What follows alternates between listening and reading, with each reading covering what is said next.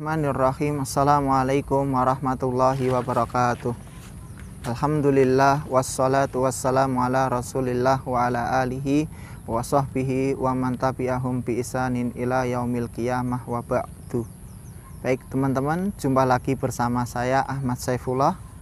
Di sore hari ini kita lanjutkan belajar kita bersama tentang hadis-hadis Rasulullah Shallallahu Alaihi Wasallam berkaitan dengan puasa. Tapi sebelum kita lanjutkan, minta tolong jari telunjuknya dibawa ke arah lonceng, sentuh loncengnya sebelum kita lanjut belajar. Terima kasih sudah meluangkan waktu untuk subscribe. Semoga Allah memberikan balasan yang terbaik untuk Anda teman-teman dimanapun Anda berada. Baik, kita lanjutkan belajar kita hadis-hadis tentang berpuasa.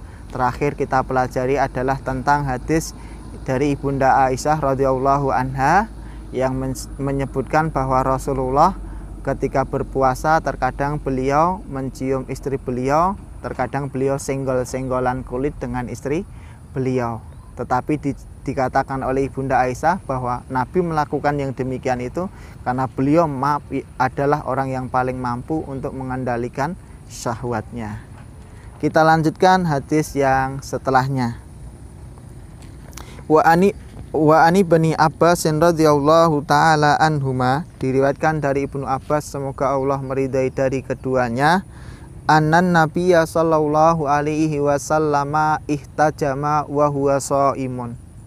Ibnu Abbas menceritakan bahwa Nabi sallallahu alaihi wasallam berbekam saat beliau sedang berpuasa. Wahtajama wa huwa muhrimun. Ibnu Abbas menceritakan juga bahwa beliau juga pernah berbekam saat beliau sedang ihram. Rawahul Bukhari, telah meriwayatkannya Imam Bukhari. Jadi teman-teman, di hadis yang pertama sore hari ini kita pelajari, diceritakan oleh sahabat Ibnu Abbas bahwa Nabi Shallallahu Alaihi Wasallam pernah berbekam ketika beliau berpuasa. Beliau juga pernah berbekam ketika beliau sedang ihram. Maka dari hadis yang pertama ini diambil kesimpulan oleh para ulama bahwa boleh bagi orang yang sedang berpuasa untuk melakukan berbekam. Jadi boleh ketika kita capek, badan kita pegal-pegal, padahal kita sedang berpuasa, kemudian kita ingin berbekam, maka itu diperbolehkan dan tidak menjadi sebab akan rusaknya puasa yang kita jalankan. Jadi boleh kita untuk berbekam dan puasa kita masih sah diterima insya Allah. Kita lanjutkan hadis yang kedua. An Shaddad bin Aus radhiyallahu anhu, dari Shaddad bin Aus semoga Allah meridai darinya, annan nabiyya sallallahu alaihi wasallam, bahwa Nabi sallallahu alaihi wasallam ata ala rajulin bil baqi'i. Jadi hadis ini dibawakan oleh Shaddad. Dia menceritakan bahwa suatu ketika Nabi mendatangi seorang laki-laki di tempat yang bernama Baqi. Wa huwa yahtajimu fi Ramadhana. Saat Nabi mendatangi laki-laki tersebut, ternyata dia sedang berbekam pada bulan Ramadan. Faqala, maka beliau bersabda, aftarul hajimu wal mahjumu. Telah berbuka atau telah menjadi batal puasanya orang yang berbekam, orang yang membekam, dan orang yang dibekam. Rawahul khamsatu, telah diriwayatkan oleh imam yang 5 illa Tirmidzi, kecuali Imam At-Tirmidzi, wa shahahahu Ahmadu. Hadis ini dinilai sahih oleh Imam Ahmad. Baik teman-teman, dimanapun Anda berada, berbekam saat sedang puasa Ramadan adalah suatu perkara yang diperselisihkan oleh para ulama fikih. Maka di hadis yang kedua ini adalah hadis yang menjadi landasan untuk sebagian ulama yang berpendapat bahwa berbekam ketika puasa Ramadan itu membatalkan puasa pembekamnya dan membatalkan puasa yang dibekam. Karena apa? Karena di hadis ini diceritakan bahwa suatu ketika Nabi mendatangi seseorang yang berada di Baqi. Sesampai di sana ternyata si laki-laki itu sedang berbekam.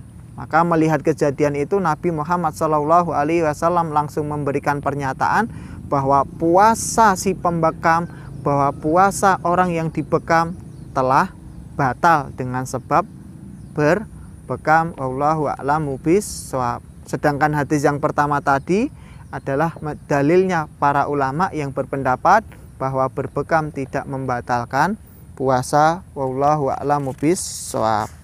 Kita lanjutkan di hadis yang ketiga untuk sore hari ini, hadis yang terakhir belajar sore kita hari ini. An Aisyah radhiyallahu anha, dari ibunda Aisyah semoga Allah meridai darinya, annan Nabiyya sallallahu alaihi wasallam ihtakala fi Ramadhana.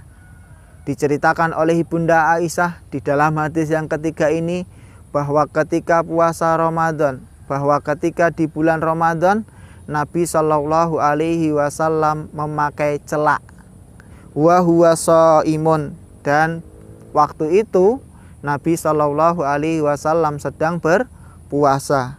Rawahu Ibnu Majah bi isnadin dhaifin. Telah meriwayatkan hadis ini Imam Ibnu Majah dengan sanad yang dhaif, dengan jalur periwayatan yang lemah. Wa qala Tirmidzi la yasihhu fi hadzal babi syai'un. Imam At-Tirmidzi memberikan komentar bahwa tidak ada satupun hadis yang sahih berkaitan dengan pemakaian celak saat berpuasa di bulan suci Ramadan. Ala kulli hal, bagaimanapun itu, maka diambil fikih oleh para ulama dari hadis ini bahwa boleh bagi orang yang berpuasa untuk memakai celak. Jadi boleh ketika di siang hari bulan Ramadan padahal kita sedang berpuasa, boleh bagi kita untuk memakai celak yang kita pakaikan di bulu alis kedua mata kita, itu diperbolehkan. Baik teman-temanku, jadi pelajaran kita sore hari ini adalah bahwa pertama kaitannya tentang berbekam. Ada sebagian ulama yang berpendapat bahwa berbekam itu boleh karena hadis yang menceritakan bahwa Nabi berbekam saat sedang ihram, saat sedang berpuasa. Namun demikian ada ulama yang berpendapat bahwa berbekam itu membatalkan puasanya orang yang membekam, membatalkan puasanya orang yang dibekam. Kemudian yang kedua dari pelajaran sore kita hari ini adalah bahwa boleh ketika kita berpuasa Ramadan untuk memakai celak. Mungkin cukup jelas pelajaran kita sore hari ini yang berkaitan dengan berbekam dan pemakaian celak bagi orang yang sedang berpuasa Ramadan. Baik teman-teman, kita cukupkan sekian. Semoga bisa difahami dengan jelas dan bisa disebarkan untuk teman-teman yang lainnya, bisa diajarkan ke teman-teman yang lainnya. Semoga menjadi amal jariah bagi masing-masing kita. Subhanakallahumma wa bihamdika asyhadu an la ilaha illa anta astaghfiruka wa atubu ilaik. Assalamualaikum warahmatullahi wabarakatuh.